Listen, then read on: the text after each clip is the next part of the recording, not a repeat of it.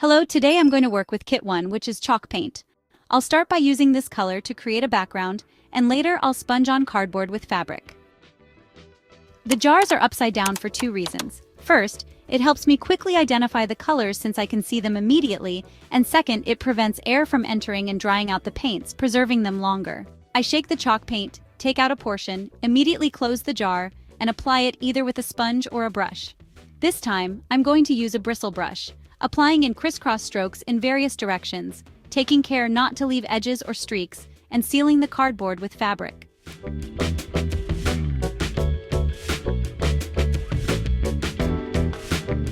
Once a coat is applied, we let it dry thoroughly before applying a second coat. We've now applied the second coat to this surface, the cardboard with fabric, and we'll use chalk paint from Kit 1 to do the sponging. First, I'll take the brown color, remove a portion, and have my paper napkin ready.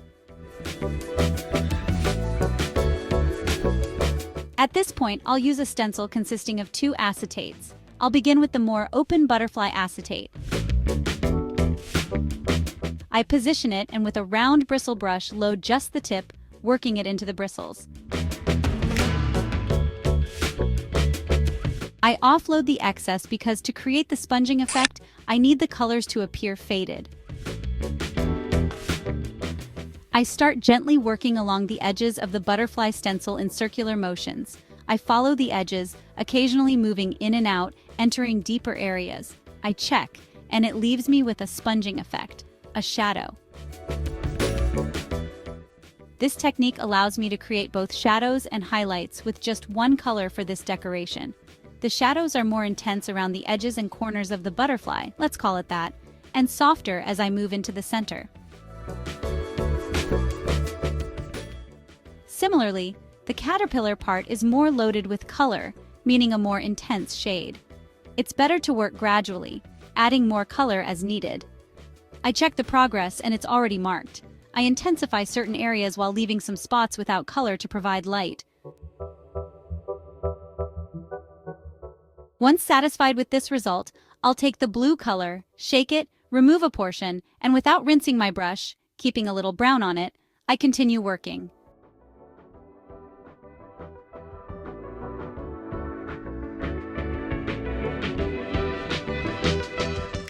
I load and offload until the napkin shows the shade I'm looking for, a grayish blue. With the first stencil still in place, I overlay the second one and begin adding more color to the corners.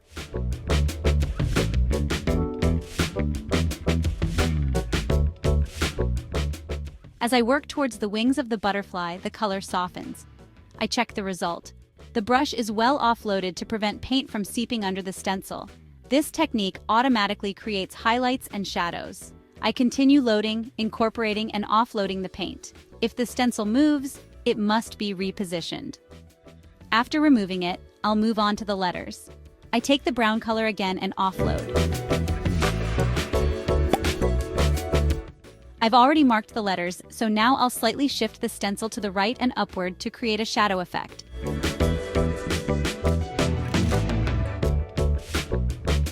With a clean brush, I load only blue, incorporate, offload, and trace over the letters.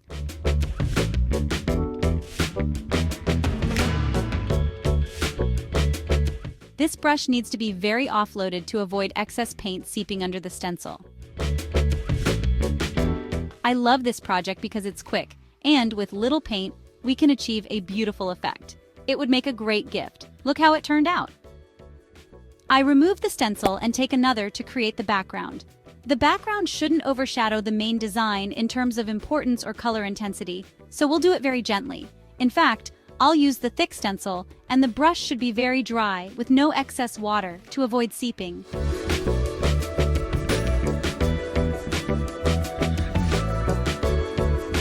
The background will be like wallpaper to complement the project. Be careful not to paint over what we've already marked, and I'll go back with the brown color. A very offloaded brush, some areas more intense, others less. I work gently, pressing lightly. It's just an accompaniment. I always hold the stencil with my hand, but you can secure it with masking tape if you prefer. Notice it only takes one load to finish.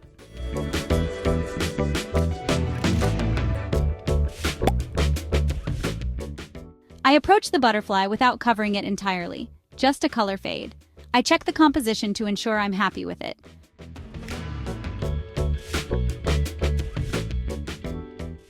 I move the stencil to cover the lower areas.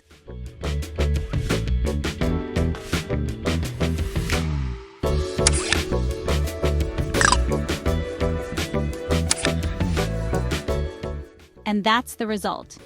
What do you think? If you liked it, leave us your comments, questions, or favorite emoji.